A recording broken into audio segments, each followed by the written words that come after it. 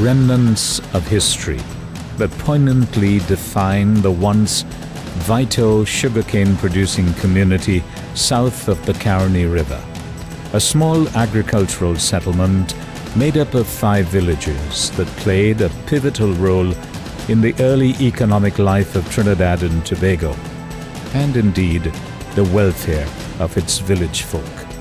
Like so many areas of colonial Trinidad where canes grew, Caroni was settled mainly by indentured servants who labored on the plantations, embedding in these soils their time-honored culture and way of life, contributing over the years to the establishment of a significant nexus in the crossroads of national development for more than 100 years, linked by one narrow roadway built around 1873 that serviced traffic flowing from north to south and vice versa, until the construction in 1957 of the Princess Margaret Highway, now the upgraded Uriah Butler.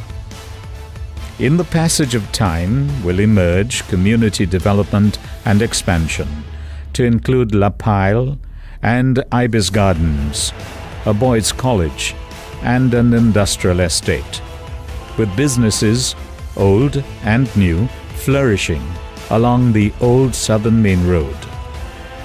Today, a new Caroni has emerged, remembering its past and embracing the future with confidence and great anticipation.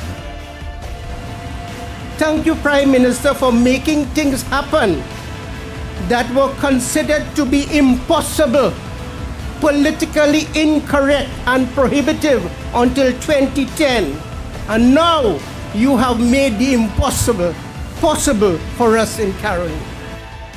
Like the opening of the new dual carriageway, which they had come to celebrate, built in record time, says the line minister, Dr. Suraj Rambachan, and with tremendous savings.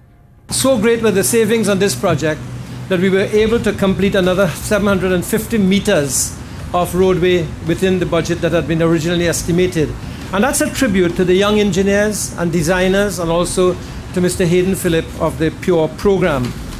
A highway that breathes new life into this ancient village, with the soon-to-be commissioned Motor Vehicle Authority headquarters that sits on the very spot where horses and bisons found habitation.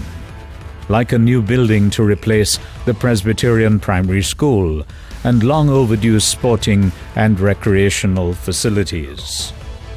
It gives me great pleasure to be a part of this momentous occasion, which is etched in the history of Frederick Settlement Caroni. The exaltation represents deep inward expressions of thanks to the Honorable Prime Minister as head of the government for delivering, particularly to the people of these 5 villages, not just a new roadway that offers relief for all commuters, but an amenity that adds to this once bustling sugarcane hamlet enhanced physical development that will fuel social growth, in stark contrast to what existed here in the early 20th century. The Prime Minister referenced it as a Caroni moving from the threshold of hope to a platform of progress. Education, jobs, businesses, facilities, all of these will come to you in this community. As I say, we continue to bring hope, not just here, but in other parts of Trinidad and Tobago. And again, I have to always remind you, do not get carried away with the propaganda which says we are only developing south of the Caroni. Yesterday we are here with you to celebrate the development south of the Caroni Bridge here in Caroni.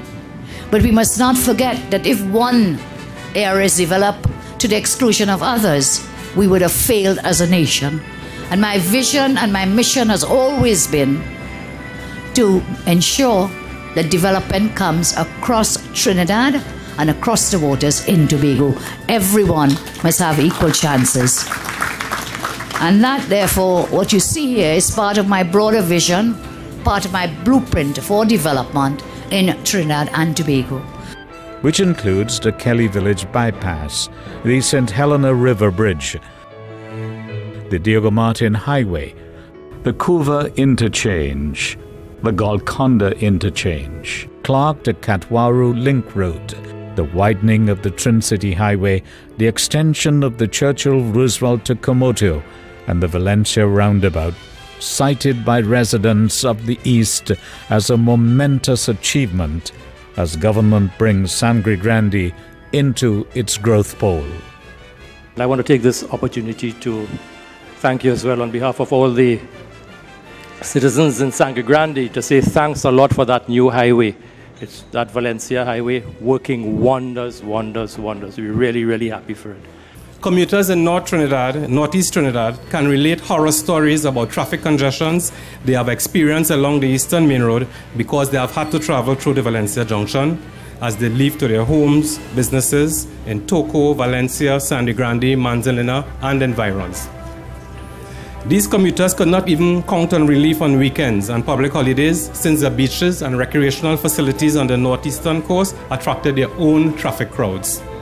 Today signals the end of this problem, however, with the completion of this Valencia bypass project.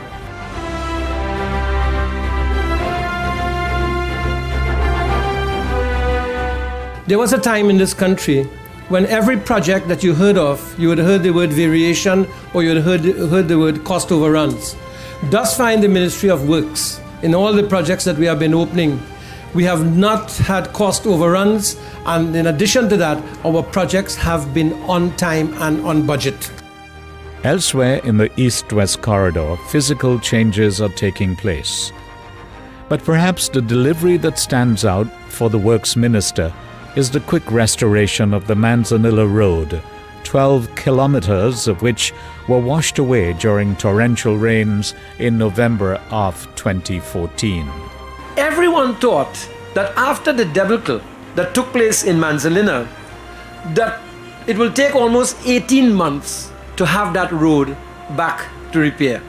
Within the space of 15 days, we had a bypass road built. And within the space of 39 days, the road was completely rebuilt and traffic was flowing. That has never occurred before in the history of Trinidad and Tobago. And that is because of how we organized and how the contractors worked in order to ensure that that was done. That is the new spirit of entrepreneurship in the Ministry of Works. Critical to the value chain, says the Prime Minister, as these projects provide multiple benefits to communities everywhere. Everywhere the infrastructure development is opening up communities so that we become really a united nation where we can access any part of our country in short periods of time. But you know what it also does when we open up communities? It brings land values up. Right away, the land values go up. The prices for your land, for your properties, your businesses, that is increased. More jobs are created. So yes, infrastructure is important, but it is important for human development as well.